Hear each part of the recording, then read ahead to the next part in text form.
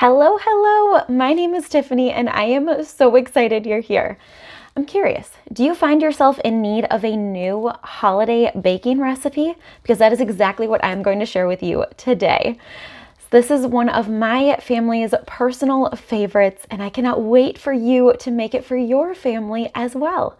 If you find value, please share this video with your friends, comment below with your takeaway, as well as what your favorite holiday baking recipe is. I would love to know.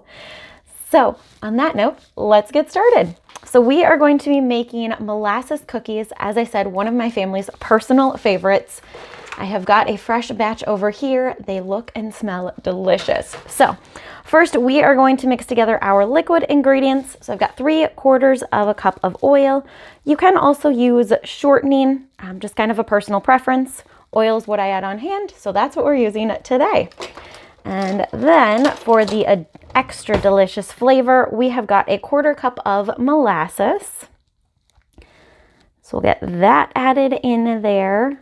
Very thick, so you'll always want to have something on hand so you can get out every last drop of that delicious flavor. And then we will add in 1 egg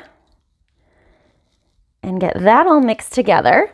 So you can use a hand mixer, a wooden spoon, whatever is easiest for you. I am going to use my new Flex Plus.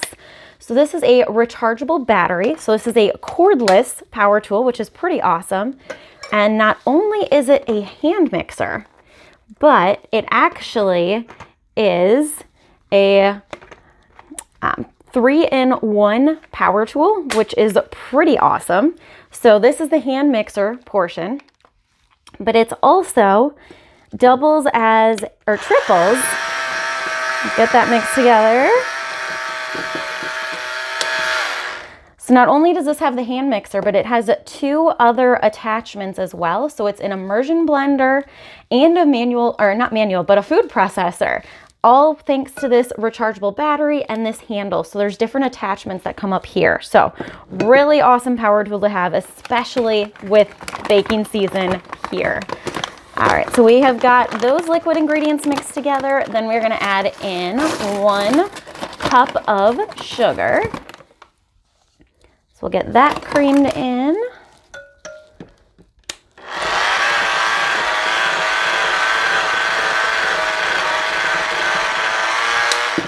And then a little baking tip for you. We're going to add in the spices to our liquid ingredients here.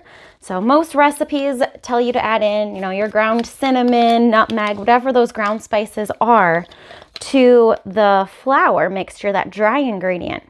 But did you know if you add them in to the liquid instead, so where you have your butter, oil, and sugar, it's gonna have a lot more intense flavor.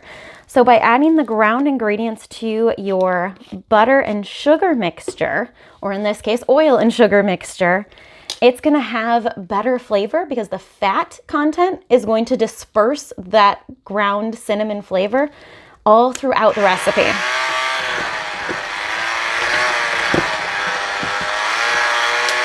So, little hack there to keep in mind when you are doing your baking this season. All right, so we've got our liquids. We will add in our dry ingredients now. By the way, that was 2 teaspoons of cinnamon. So this is our new cinnamon plus one of my favorite baking spices.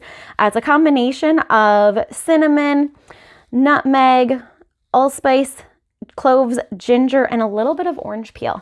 So a nice, well-rounded baking spice. If you don't have that on hand, then you'll want to add in 1 teaspoon of cinnamon and then 1/2 teaspoon of ginger, 1/2 teaspoon of cloves.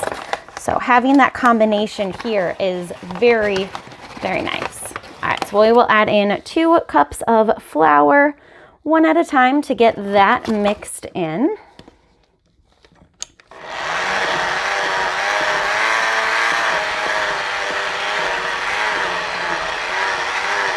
Who's ready to give these a try so far? Super easy. Have you ever made molasses cookies? Or what is your favorite holiday cookie or holiday baking recipe?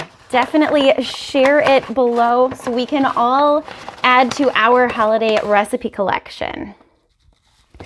There's the second cup of flour.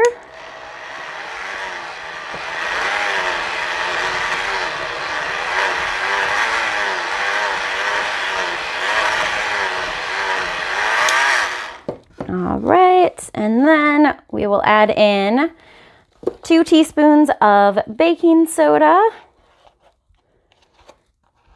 and then half a teaspoon of salt.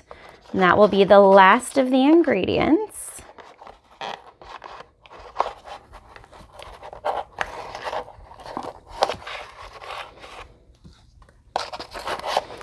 Get those mixed in. If you haven't yet, you will want to have your oven preheated to 375. So I always like to have that preheating while I'm baking, just to save a little bit of time. All right, so we'll mix in those last 2 ingredients.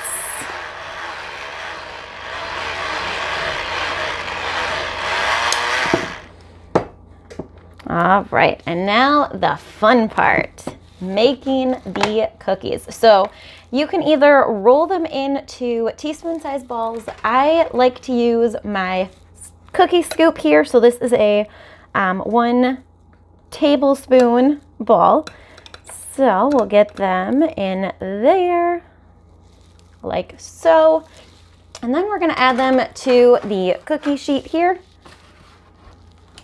So my cookie sheet here does hold 12, so I typically do 3 by 4. You're gonna bake these at 375 for 8 to 10 minutes, and they are ready to enjoy. If you're looking for an extra special touch, I highly recommend adding just a pinch of sugar on top before baking them for just that extra flavor and extra crunch.